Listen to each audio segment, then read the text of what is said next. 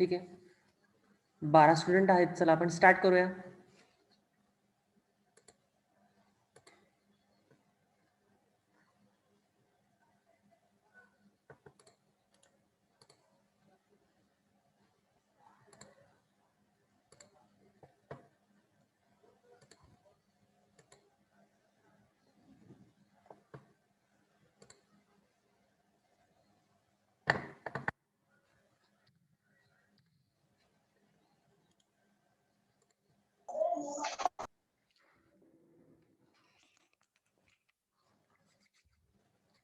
ठीक आहे.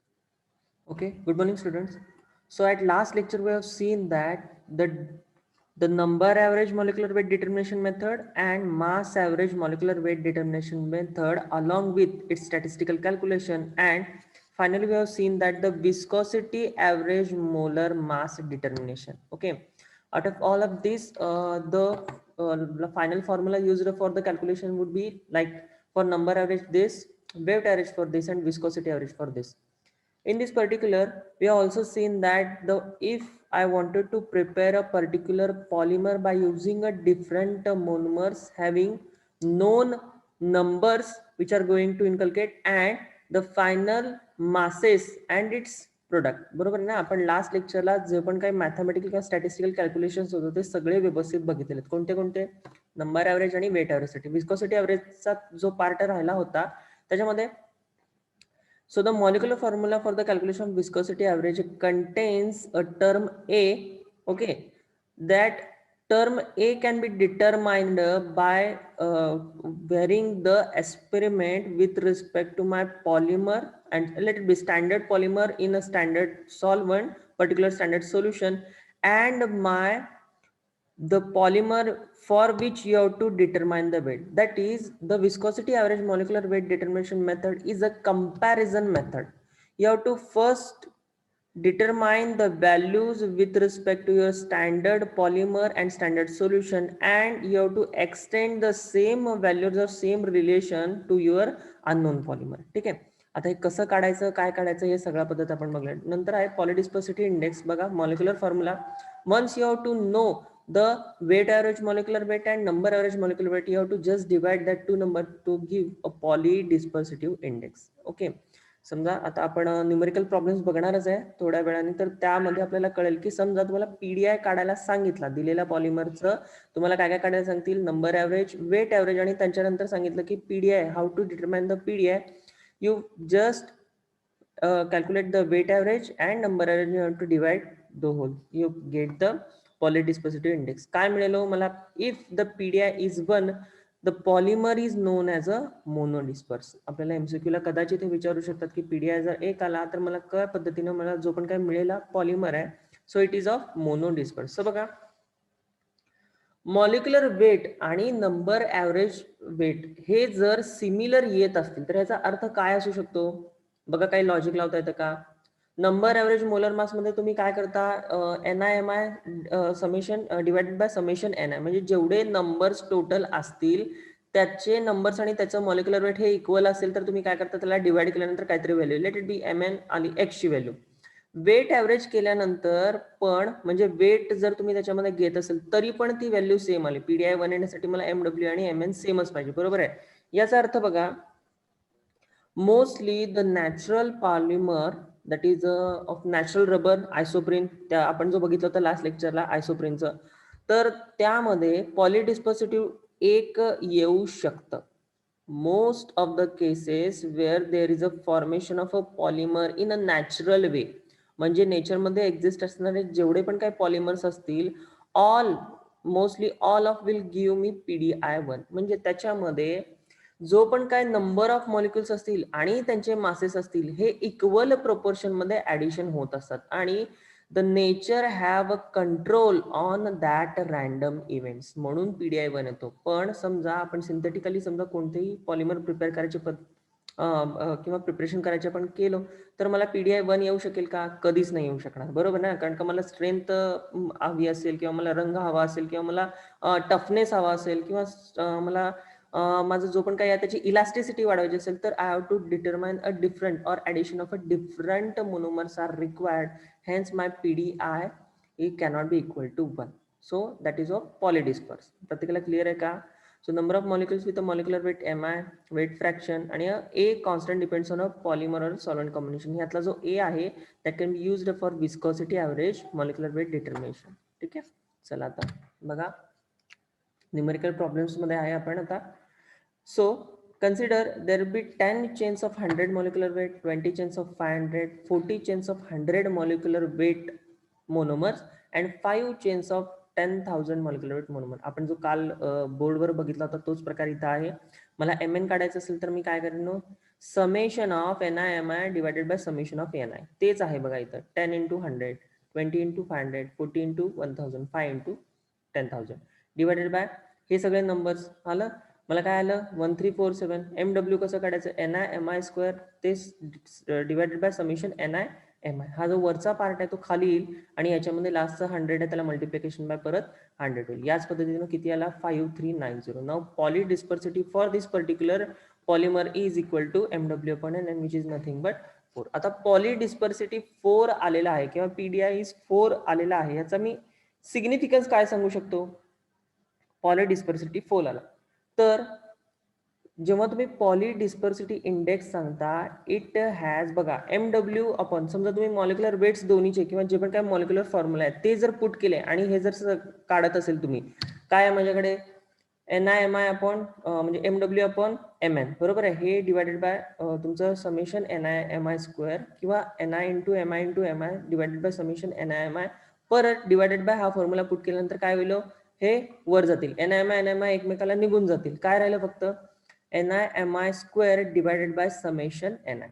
यासाठीच मी काल जे इक्वेशन्स घेत होतो ते सगळं आपल्याला बोर्ड रायटिंगवर घेत होतो मी, हरकत नाही. फक्त मला काय सांगायचं की MW चा फॉर्म्युला इथे पुट करा डिवायडेड बाय mn चा जो फॉर्म्युला इथे पुट केला तर काय होईल, फक्त ही टर्म आणि ही टर्म ही निघून जातील. मला काय राहिलो समेशन ni mi², ठीक आहे, ni mi² कारण का MW आहे डिवायडेड बाय परत काय राहील माझ्याकडे हा पूर्ण टर्म निघून गेल्यानंतर काय राहील बघा, करता येईल का तुम्हाला, सांगता येईल कोणाला, MW अपॉन mn. कारण का तुम्ही जर रायटिंग करत असेल, आता मला माहित नाही किती जण काही रायटिंग करत असतील आता सध्या, MW upon mn, MW upon mn हा जो मॉलिक्युलर फॉर्म्युला आहे डिवायडेड बाय हा मॉलिक्युलर फॉर्म्युला जर मी घेतला त्याचा खाली, ठीक आहे, हे दोन्ही पुट केल्यानंतर मला काय मिळेल, ह्याच्यातला हा पार्ट निघून जाईल आणि फक्त काय राहील ni mi² divided by summation ni.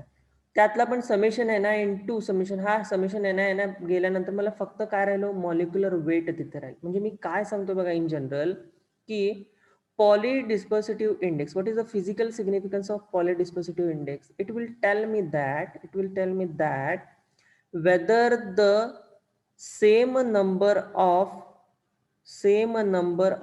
monomer having a same molecular weight present in how much amount to the total polymer. कळतंय का मी काय म्हणतोय, टोटल पॉलिमर. आता मला काय आलं PDI 1 आला, म्हणजे जेवढे पण काय ni होते किंवा जेवढे पण काय नंबर ऑफ पॉलिमर्स होते आणि त्यांचं मॉलिक्युलर वेट हे सगळे इक्वल प्रोपोर्शन मध्ये माझ्या टोटल पॉलिमर मध्ये आहेत. याचा अर्थ असा होता. तर PDI 4 आला म्हणजे काय झालं, त्याचं मॉलिक्युलर वेट हे काय झालं जास्त झालं, म्हणजे त्याच्यामध्ये मॉलिक्युलर वेट हे जास्त असणारे आणि त्यांचा नंबर टोटल मध्ये खूप जास्त आहे as compared to whole polymer. हे मला कोण सांगू शकतं, PDI. ठीक आहे, PDIचं फिजिकल सिग्निफिकन्स सांगायचं तर त्याच्यामध्ये आपण काय सांगू शकतो की mostly what is the dispersity index, असं त्याचं मिनिंग आहे. प्रत्येकाला क्लिअर आहे का बघा. मी अजून एकदा सांगतो, PDI मध्ये जो पण काय त्याचा मॅथमॅटिकल फॉर्म्युला आहे तो तुम्ही पुट करा, डिवाइड केल्यानंतर फक्त माझ्याकडे काय राहील ni mi² divided by summation ni. त्यातला फक्त ni आणि ni हा निघून गेल्यानंतर माझ्याकडे फक्त समेशन mi² एवढाच पार्ट इथं राहतो. ठीक आहे, समेशन mi² म्हणजे मी काय सांगू शकतो, मॉलिक्युलर वेट तुम्ही काढलेला आहे, मग फक्त मॉलिक्युलर वेट आणि पॉलीडिस्पर्सिटिव्ह इंडेक्स ह्याचं कसं रिलेशन किंवा फिजिकल सिग्निफिकन्स काय सांगू शकता. मी काय सांगू शकेन की if I have a polymer that is made up of a number which are taking part to form a number of monomers which are taking part to form a polymer with same molecular weight and its percentage or its content in whole polymer. हा मला कुठून मिळेल, माझा PDI मधून मिळेल. ठीक आहे, clear आहे प्रत्येकाला. ठीक आहे, चला नेक्स्ट हा एक्झाम्पल आता बघितलेला आहे आपण. ठीक आहे, अजून एक एक्झाम्पल आहे बघा. मला गिवन काय काय दिलेलं आहे, म्हणजे जे पण काय मॉलिक्युलर वेट्स असेल त्याचं range that would be given. Now X I, आता एक्स आय जो पण काय आहे माझं काय समजू शकतो मी, मोल फ्रॅक्शन ऑलरेडी त्यांनी गिवन दिलेला आहे, आणि मला डब्ल्यू आय जो पण आहे तो पण मला गिवन दिलेला आहे. What is calculation to find the number average molecular weight. बघा mean M I, X I M I, आणि मला नंबर ॲव्हरेज मॉलिक्युलर वेटसाठी मी काय काय वापरू शकतो इथं, summation X I M I. Summation X I म्हणजेच तुम्ही काय काढताय इथं, एन आय काढताय, त्याच पद्धतीने हे सगळं निघतंय. काल आपण बघितलं होतं बोर्डवर लिहिताना की वेट फ्रॅक्शन, मोल फ्रॅक्शन म्हणजे काय असतं, आणि फ्रॅक्शन एखाद्या गोष्टीचं मी सांगतो म्हणजे whenever you are telling the fraction it is that particular function divided by total function. ओके, त्याच पद्धतीने एक्स आय मला मिळाला, त्याच्यानंतर एम आय आणि total number average molecular weight मला इथं कॅल्क्युलेट झालंय. त्याच पद्धतीने वेट ॲव्हरेजचं कॅल्क्युलेशन मी केलेलं आहे, मला ही व्हॅल्यू आणि ही व्हॅल्यू मिळाली आहे. So degree of polymerization that would be different. बघा आता आपण पीडीआय बघितला. If I wanted to calculate the PDI for the same MW divided by M N, तुम्हाला पीडीआय मिळेल. Now next term is the degree of polymerization. बघा हा एक प्रकार वेगळा आहे. For the calculation of degree of polymerization you must know the what is the molecular weight of your monomer. Okay, जे पण काय मोनोमरचं मॉलिक्युलर वेट असतील आणि टोटल जो पण काय वेट येईल तुमचा, जो पण काय पॉलिमरचा वेट येईल. बघा समजा माझा जो पण काय आहे टोटल प्रोपिलिन आहे, आणि त्याच्यातला जो पण काय प्रोपिलिनचा जो मॉलिक्युल असेल त्याचं मॉलिक्युलर वेट मी काढतोय. ठीक आहे, त्याच्यामध्ये किती कार्बन्स आहेत, 3 प्लस किती 6, बरोबर आहे ना. प्रोपिलिनचा मॉलिक्युलर वेट तुम्ही काढल्यानंतर तो किती आला, 42.08, आणि मला जो पण काय नंबर ॲव्हरेज मॉलिक्युलर वेट मिळालेला आहे किती आहे तो 33.040. Let it be divided by a weight or molar molecular weight of that simple monomer unit. Total जो पण काय नंबर ॲव्हरेज मॉलिक्युलर वेट आला असेल त्याला तुम्ही काय करायचं, फक्त या डब्ल्यूनी जो पण काय मास आला असेल तुमच्या मोनोमरचा त्याला तुम्ही फक्त डिवाइड करायचं आहे. The whole will give me a degree of polymerization. Clear आहे, प्रत्येकाला क्लिअर आहे बघा. There are be 4 terms totally, number average, weight average, PDI, polydispersity index, and last one is a degree of polymerization. प्रत्येकाला clear आहे, प्रत्येकाला clear आहे का. ठीक आहे, बघा आणखी एक न्यूमेरिकल प्रॉब्लेम्स आपण घेतलेला आहे याच्यामध्ये. इथे काय केलेलं आहे, so a sample of polymer consist of 2 components present in equal masses. काय सांगितलंय बघा, polymer consist of 2 components, let it be A and B, present in equal masses. A आणि बी दोन्ही पण हे इक्वल मासमध्ये तुम्ही घेतलेले आहेत, म्हणजे 50 ग्राम ह्याचं आणि 50 ग्राम ह्याचं, पण one having an actually molar mass 30 kg per mole and another has 12 kg per mole. असे जर डिफरंट असतील, एक मोठा असेल किंवा समजा एक ब्ल्यू आणि एक व्हाईट कलरचे दोन डिफरंट पॉलिमरचे ग्रॅन्युअल्स आहेत. ओके, आणि हे तुम्ही काय करता, तो इक्वल काय सांगितलं तर consist of 2 component present in equal masses. म्हणजे हे टोटल एवढेच घ्यायचे इक्वल. समजा आता 50 ग्राम तुम्ही M1 घेतला तर 50 ग्राम तुम्ही M2 घेणार आहे, बरोबर आहे. 50 ग्राम मध्ये किती आहे, 30 kg पर मोल आहे, आणि ह्याचं किती येणार आहे, 12 kg पर मोल. 50 ग्राम दोघांचं घेऊन तुम्ही पॉलिमर प्रिपेअर करताय. असं जर झालं असेल तर मला I have to calculate the mass average and a number average. त्यासाठीचा प्रॉब्लेम आहे. मी फक्त स्टार्टिंग जो पण काय आहे एमडब्ल्यू फक्त काढलेला आहे बघा इथे, व्हॅल्यूज पुट केलेल्या आहेत. त्याच्यानंतर ह्याच्यामध्ये 30 + 12 डिवायडेड बाय करून मला जी पण काय व्हॅल्यू होती 21 kg पर मोल, that is of mass average molecular weight. So for the determination of a number average molecular weight तुम्हाला काय करायला गेलो, वेट अपॉन मॉलिक्युलर वेट काय येतो, नंबर ऑफ मोल्स. याचा पण नंबर ऑफ मोल्स काढायचा, याची पण नंबर ऑफ मोल्स काढायचे, आणि त्याच्यावर तुम्हाला काय मिळेल, नंबर ॲव्हरेज मोलर मास. ठीक आहे, चला आणखी एक न्यूमेरिकल प्रॉब्लेम घेतला बघा इथं. A polydispersive sample of a polystyrene prepared by mixing a 3 monodisperse sample. ठीक आहे, इन द फॉलोइंग प्रॉपर्टीज. काय घेतलं, 1 ग्राम 2 ग्राम आणि 3 ग्राम. टोटल किती नंबर ऑफ घेतले, 1 2 आणि 2. ठीक आहे, 3 घेतले, प्रत्येकाचं वेट दिलेलं आहे, मॉलिक्युलर वेट दिलेलं आहे, आणि तुम्हाला काय विचारलेलं आहे, नंबर ॲव्हरेज मॉलिक्युलर वेट आणि weight average molecular weight polydispersive index.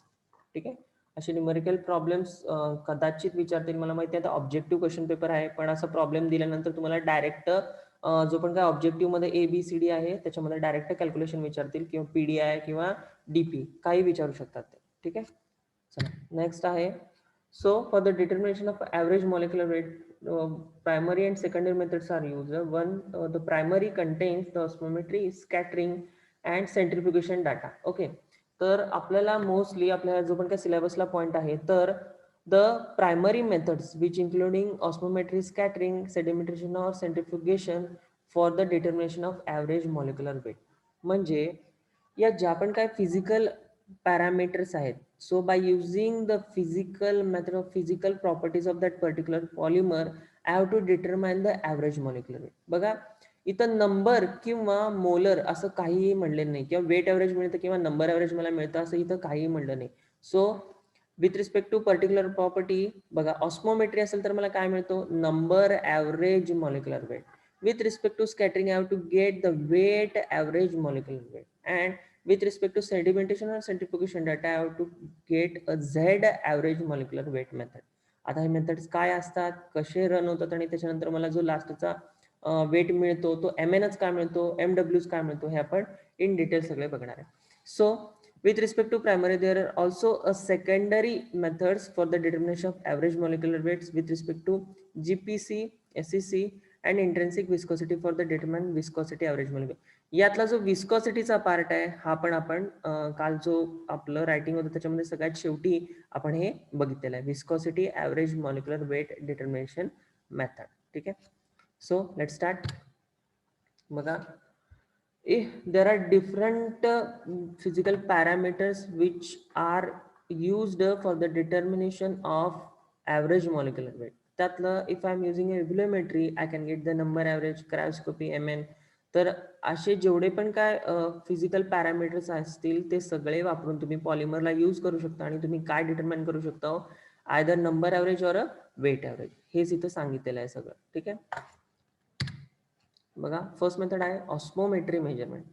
What you mean by osmosis, what you mean by osmosis. बघा ऑस्मोसिस, आता आपण जेव्हा डिफ्युजन म्हणतो, diffusion of gases, diffusion of my solute, म्हणजे काय असतो, the transfer of my particular solute, let it be Na plus Cl, Ab किंवा ions from higher concentration to lower concentration without any addition of excess energy externally.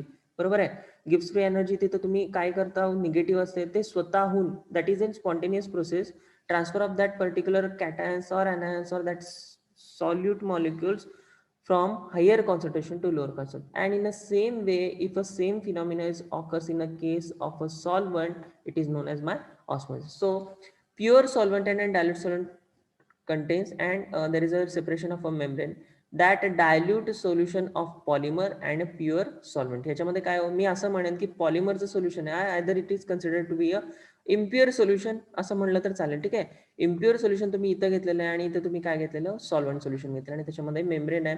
The membrane is transferable for solvent molecules only. बरोबर आहे, the diaphragm or a membrane is permeable for the solvent molecules only. असं असेल तर now let it be consider this to whole assembly.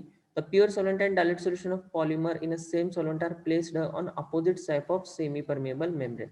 Membrane will allow the solvent pass through but will retain a polymer molecule. ठीक आहे, in equilibria the difference in the heights of the solvent and the solution in capillaries can be used to calculate the osmotic pressure.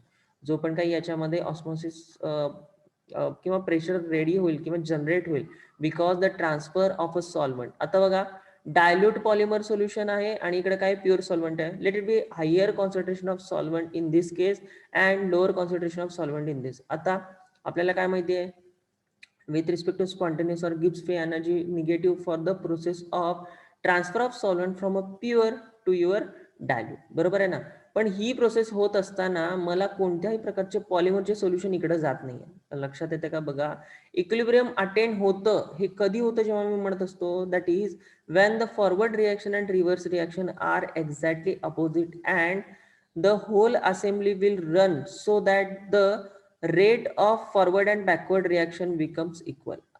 All that process is known as a equilibrium, at equilibrium process. But in this case baga, the equilibrium is attained where the movement of a solvent will be done only from a higher to lower concentration. सगळं solvent इकडं गेल्यानंतर ह्या दोन्ही केसमध्ये ज्या वेळी solvent याच्यातलं solvent आणि याच्यातलं solvent हे एका लेवलला जातील आणि इक्विलिब्रियम रीच झालेलं असेल, त्यावेळी काय असेल, सॉल्वंटचे लेवल नक्कीच याच्यामध्ये वाढलेली असणार आहे and that will generate the osmotic pressure and that generated osmotic pressure can be